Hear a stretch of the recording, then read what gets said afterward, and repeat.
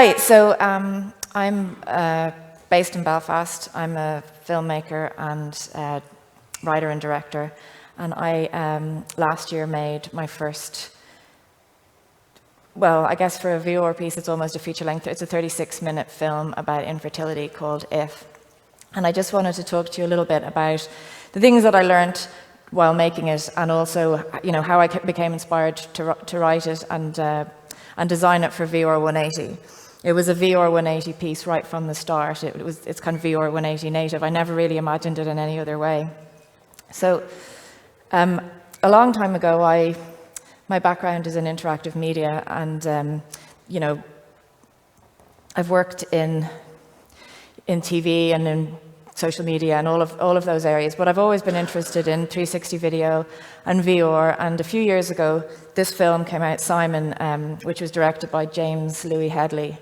And it absolutely blew my mind when I saw it, because it was so different from a lot of the other VR films that I was seeing. A lot of the other 360 pieces tended to put you into refugee camps or places where you wouldn't normally go. You know, there was the everyday roller coasters and that kind of thing. But what Headley had figured out was that you can tell a really interesting character story using 360 video and really exploiting the almost forced intimacy that you can have when you're in a space with somebody. So I don't know if any of you have seen it, but Simon basically just tells you about his life. He's a young man who has cerebral palsy, and he tells you, he goes on a climbing wall. You see him walking about his life and telling you things, and there's a really powerful scene in his bedroom where you're really close to him, and he kind of forces you to look at and be close to his body, which is kind of twisted from the cerebral palsy, and it's a beautiful piece. It really brings across his kind of bravery and his vision of himself and who he is, and I absolutely loved it. And I hadn't seen anybody else doing work like that, but I parked it away in my head. And a few years later, or possibly even around the same time, although the two things didn't necessarily marry up in my head for a while, I was trying to get pregnant. And this is a thing that people don't want to hear, but I won't go into any of the details of it. But I was trying to get pregnant, and so I joined what many people do. What many women do if they're struggling to get pregnant is they join a trying to conceive board online. I'm a massive fan of the internet forum. I still think it's the best social media that has ever been invented. And so I joined several of these, and I would be part of them. And it wasn't a particularly hard time for me compared to some of the people. I already had 2 children. I was suspicious that I had another medical condition, which it turned out that I in fact did. But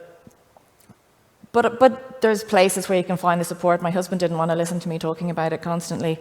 And so I joined this community. And what I found in this community was groups of women where there was this cycle of constant hope. And we were all on slightly different cycles because our menstrual cycles weren't synced. But every month you would start off with despair, I suppose, when your period came and you were hoping that it wouldn't. And then your period would finish, and then you would become hopeful, and you'd ovulate, and you'd think, oh God, maybe this will be the month. And then you'd be hopeful, and desperately tense and wondering as it got to the time when you could test. And then some people were early testers, I wasn't.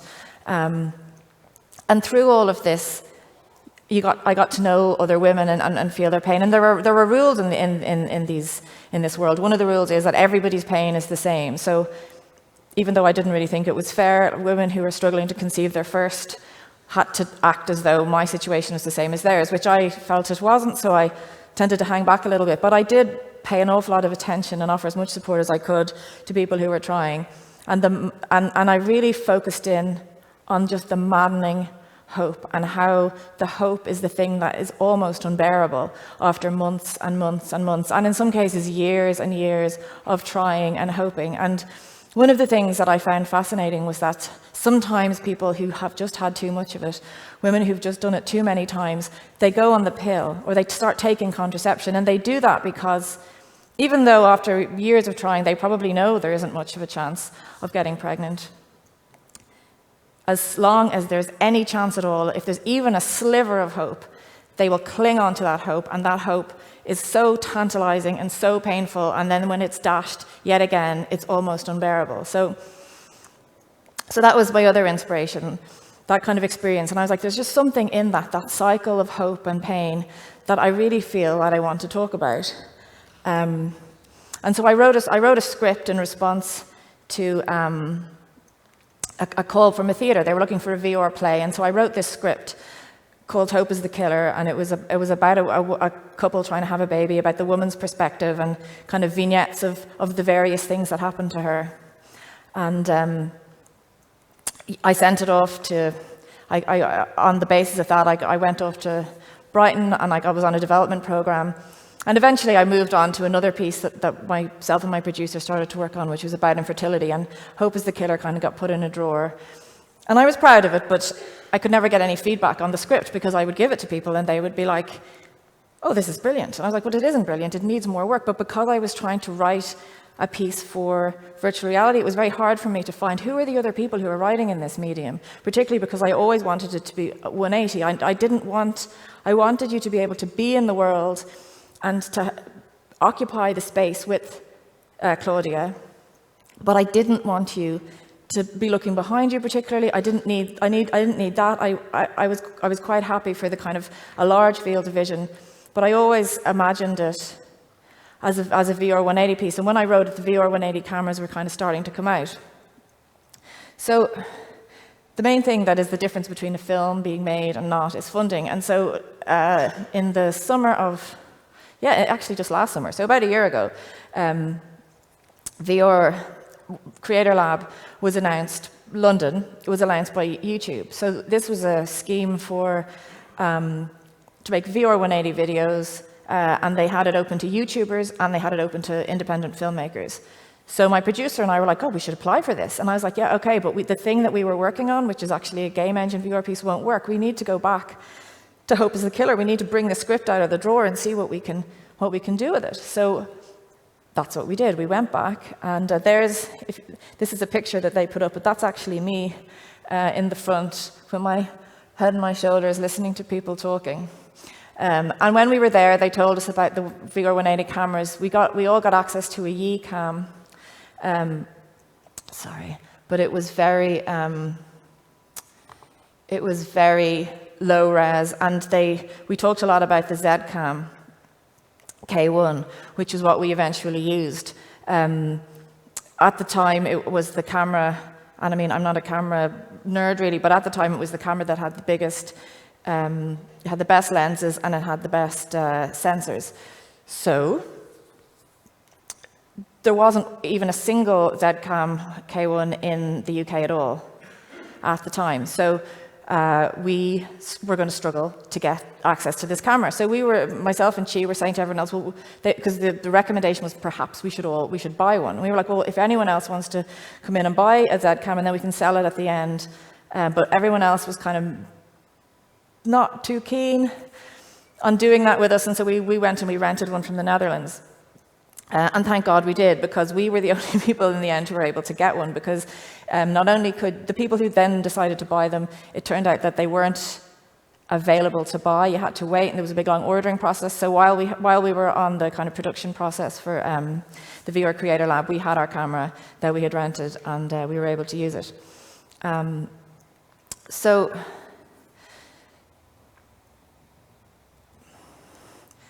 I'm just going to talk a little bit about the way that we went through the scripting process. So we had a first draft that I had done, but for YouTube our delivery was they wanted us to deliver 5 short videos, and we looked at the story, and we were like, there's 8 pieces in it. So we delivered 5 for YouTube and 5 for other funders that we had, because now from being in VR Lab we had funding. So we ended up with a budget of about £50,000, which is a small budget to do something like this, but it's a big budget compared to nothing. So we were able to, there was a lot of labor of love on this piece. A lot of people worked for less than they would normally do, but everybody got paid, because that's what we needed to happen. So The first scene is called New Year, and in the first scene, you're introduced to the two main characters. And as we were writing the scenes, we spent a lot of time. We worked with a digital dramaturg who we got to come in and talk to me and the other two writers, and we spent a lot of time justifying the camera position in each of the scenes, how it was going to work and where we were going to place it. So the first scene is really straightforward. The camera's in one place. You're effectively the mirror when you're viewing it. Both characters speak into the mirror at times, so they're kind of talking to you, and directing it was almost like directing theatre, because there's no edits, there's no close-ups, there's no, you basically have to choose the right shot and then let it play out. And the attention is directed by the use of sound and the acting and the performances. And probably the most important decision that I made in making this film as the director was the casting. Both of the actors are absolutely brilliant, and Kerry Gooderson in particular just really, really carries the piece all the way through. So this is New Year. So this was the difficulties in shooting a scene like this were that in the scene, the idea is that you kind of get to meet them, and then they get undressed and they get ready for bed, which of course means that now at the end we have two semi-naked people with nowhere to mic them up. There's nowhere that a boom can go in that shot. So my soundy was not very happy with me when she figured that out. So we had, if you can see, there's a bed in the corner. So there were mics all along behind that. We had to get the actors to project in a certain way to capture all of the sound at the end when they're. Kerry, who's there in front of it, has no mic for any of it because she takes off her dress in front of the camera. We had Simon undress in the bathroom so that Kirsty was in there and she ripped the thing off him. I'm the director and I was crouching under that. So you're looking, that's the mirror, and I'm underneath that desk with my computer watching it. The K1 has an app that you can use to monitor. So in real time, which is really useful. We wanted to, in theory, you're able to monitor in real time on a headset. We were never quite able to get that working, and also it's very, very difficult to direct somebody while you've got a headset on. So in the end, what we would do is we'd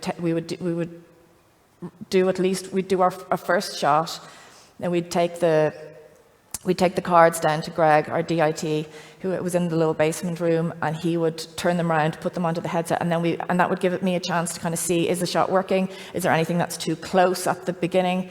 You know, because closeness is a huge problem, as I'm sure all of you are aware, and we learned that through the process. The DOP that I used hadn't ever worked with a camera like this before, so there was a huge learning process. But he was brilliant on the lighting, and he did a really good job. So I'm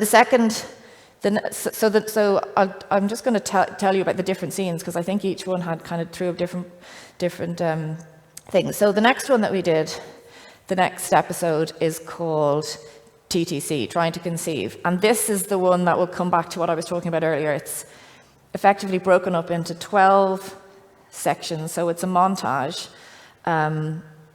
It's shot from above, pointing downwards, the camera, in the bathroom, as you can see.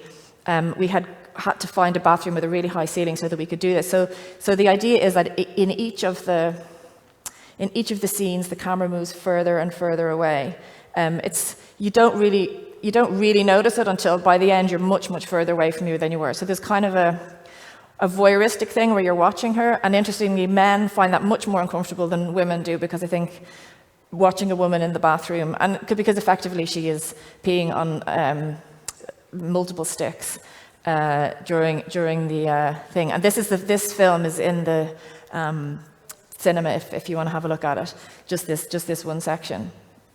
So there was a huge amount of work went into that, and when it was finally filmed and we assembled it, it was 17 minutes long. So we were like, oh my god, we've created this Ben-Hur epic of like going to the toilet. So we had to cut that down a lot in the offline edit and just really be much cleaner with in points and out points. But I think it's an interesting thing. Mark Nutkins he built the rig for that, which was basically like a broom handle on a can't remember the name of it, but anyway, we screwed this thing into the wall, and there was a broom handle that stuck out, which we had marked into 12 equal sections, and the camera was on the bottom. That's one of the nice things about the Z-cams. They're bigger than a lot of other 180 cameras, but it's still a small camera, so you can place it, and you could leave it on this thing, and its weight didn't weigh it down too much. So then we just cut. So between each shot, we had to move the camera back and saw off the front, because it would have been in shot, and then we moved all the way back. So we had to be sure that we had each shot, and that each shot was right before we moved on to the next one, because there was no way of going back. So that's TTC. The next one was, I often talk about the story as being like a love story between the two characters. It's a story of them trying to conceive, but it's also about their relationship. They come into the film together through the door, and at the very, very end, they leave together through the door. And between times, there are times when they're really struggling. So one of the scenes that we wanted to capture was Josh on his own, and the only time he had really on his own. And this was something that we knew from interviews that we'd done with couples who were going through infertility, was in his car on the way to work. So this scene was just shot in a car. If you can see at the front there, the idea was that you were kind of a turned around, what do you call those, the things that you have in your car? Yeah, it's a dash cam. That's it, exactly. Thank you. So it was a little dash cam. So we had, when we were in post, which we did in Mystica. I met the Mystica guys yesterday, but I don't think they're here today. Like, we put a little flashing record light, and we built that thing. And it looks a bit weird on the flap, but when you see it in the thing, it kind of covers most of the screen. But the idea is that's your view. You're the dash cam, and he's in his car. He's on his own. And that was a fairly straightforward one. It's easy enough to mic up a car.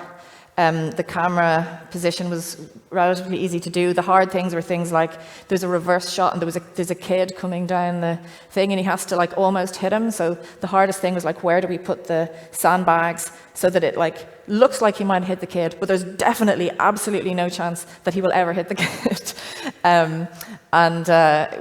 We ended up having to use a shot that I wasn't able to monitor because we ran out of battery power. The battery thing that we had ran out. So in the end, we were kind of shooting blind a little bit, but we had enough shots to be able to make something good.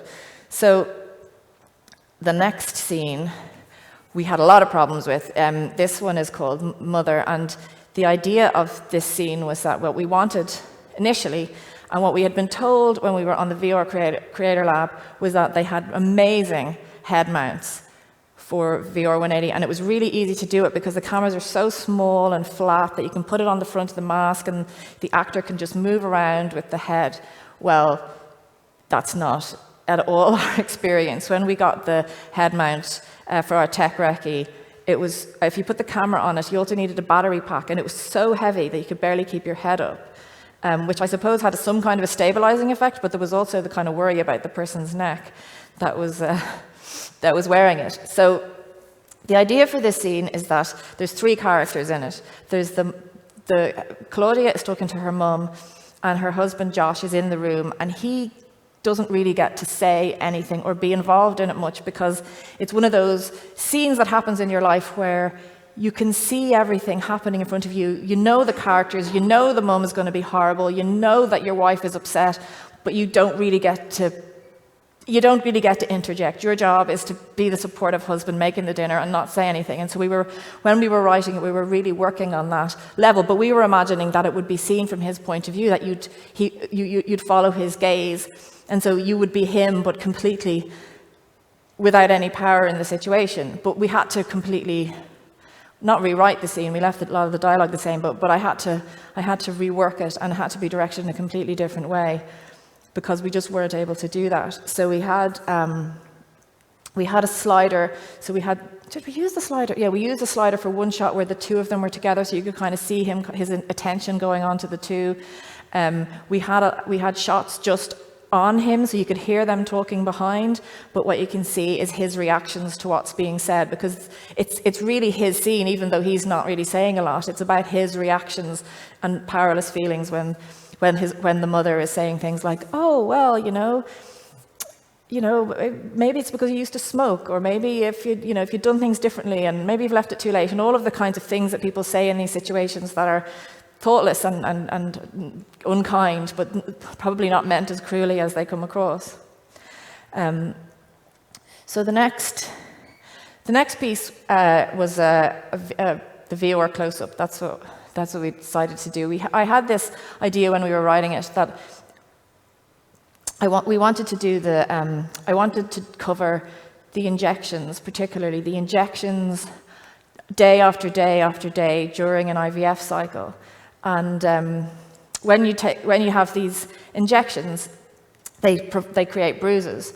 And so when we were writing it, I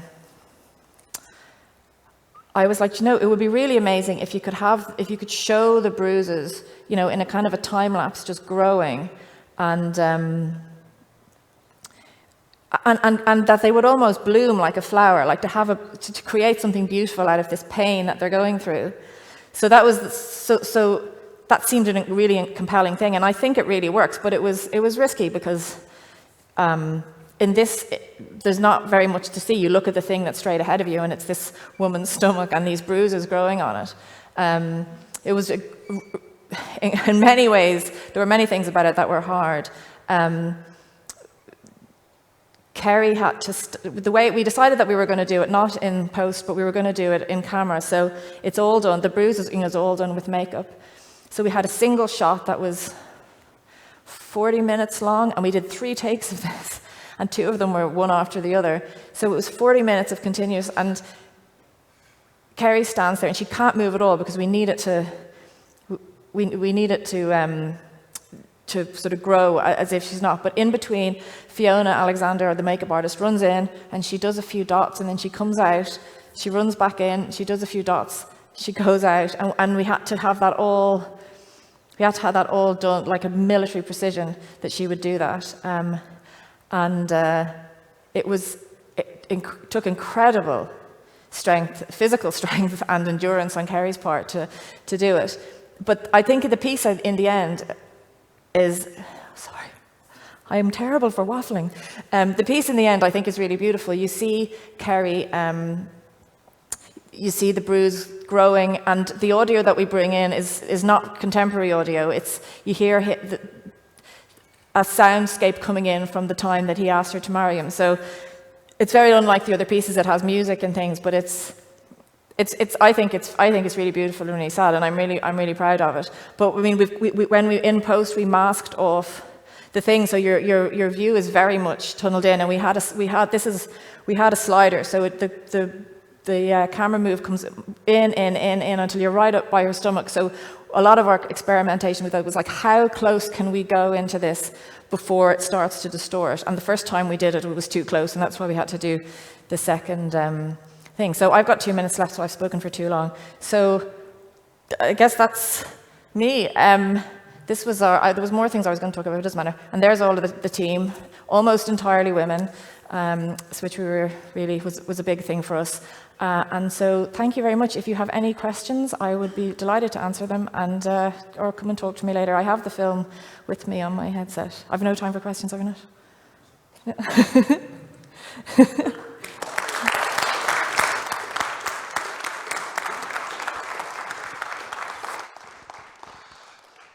Okay, questions?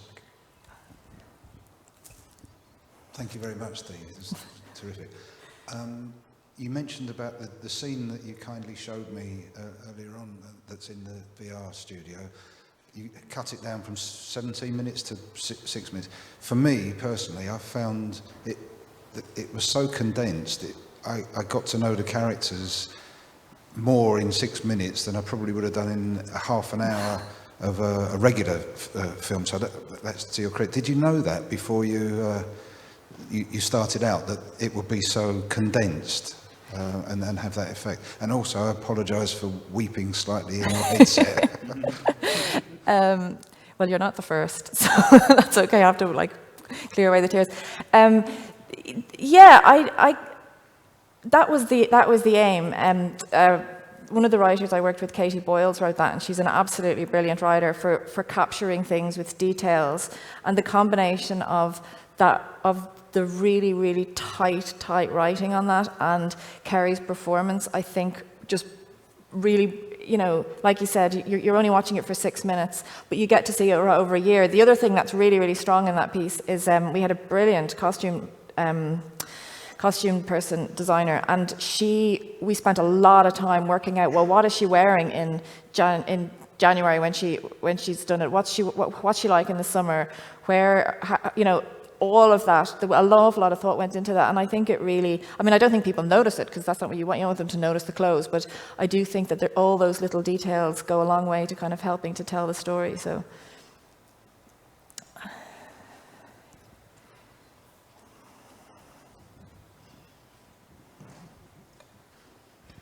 Hi Dee. Hi, Derby. Picking up from what Marcus was saying there about that particular scene, I've enjoyed all of the films, having watched them on YouTube. The level of detail was excellent all the way through. You could tell that it was a very professional team working on every element. You're talking about the costumes in the second scene. I noticed that and thought it was well played, and I actually also noticed what felt like the changes in the lighting from the outside, like you felt that it was a low light of a winter's day. Mm-hmm. Were you changing gels and lights and things outside as well to be able to give that? Yeah, we did. So Mark and Sabrina, Sabrina was the gaffer, and Mark was the DOP, did loads and loads of work on lighting that bathroom. So that was a full day's shoot, just getting all of that. So they changed gels, and they had different lights. And also we did, Peter Amy's was the online editor, and he is brilliant, and we spent a lot of time on that one as well, just making sure the colours were absolutely right. And we actually pushed them quite a lot. Like, we were quite, without making it look really weird, but we pushed the colours a lot on that. So there's a lot of pinks in some of the last ones, and there's, it went. There's a sequence at the end where there's 4 very short shots, and the colour change is actually quite starkly in each of them, and that's almost how you know that the thing has, that you're onto a new month, because you don't get, you don't get to see her weeing in those ones. You just get to see the kind of the moments. Does that?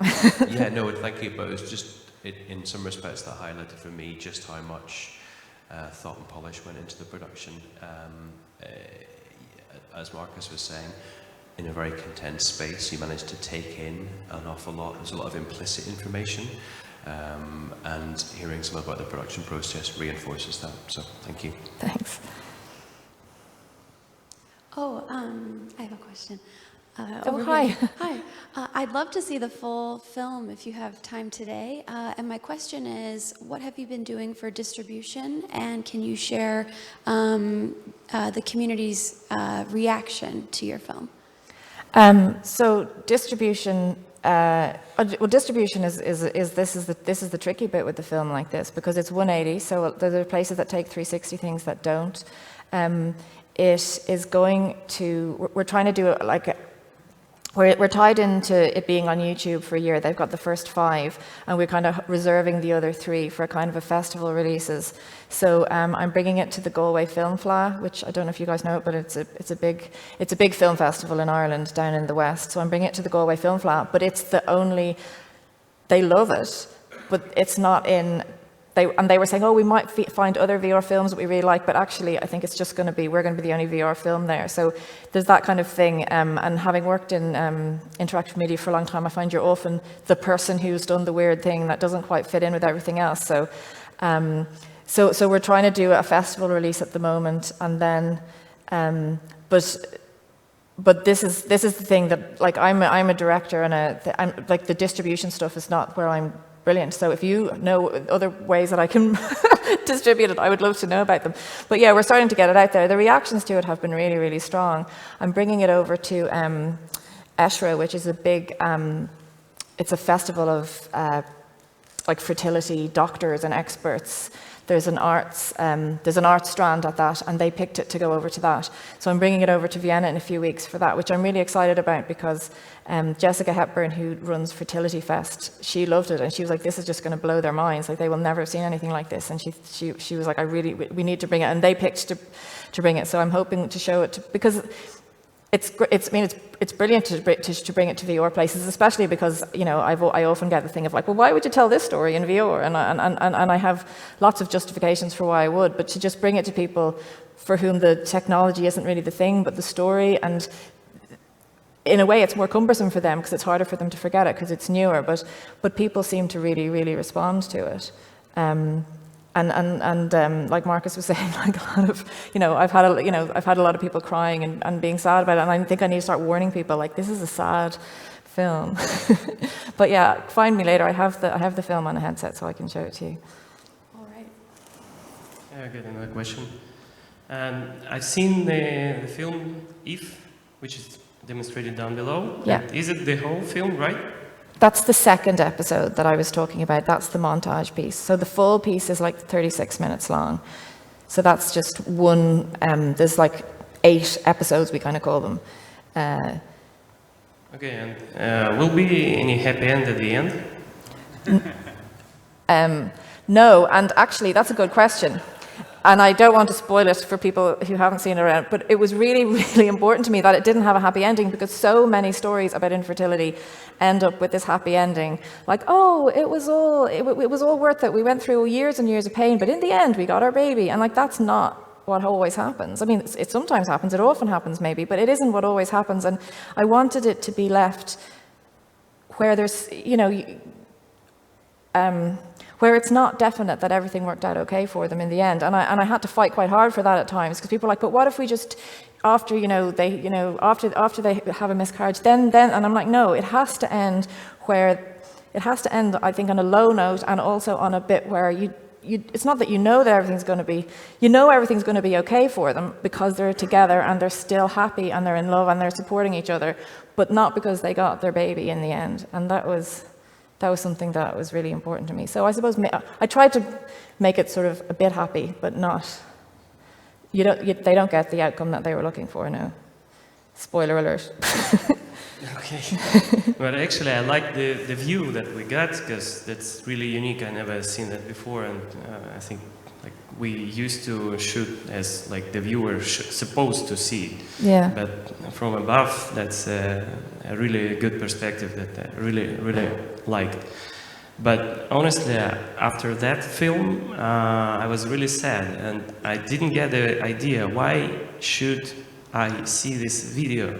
Because I have a lot of sad things in my life, and to see it from the screen and even putting on the headset, why you make the viewers make them feel even worse they are now? What's the reason? Well, I suppose I think it's an under-spoken about issue, and I think it does involve an awful lot of kind of hidden sadness, and I wanted to kind of bring that out and provide a space for people to talk about it a bit.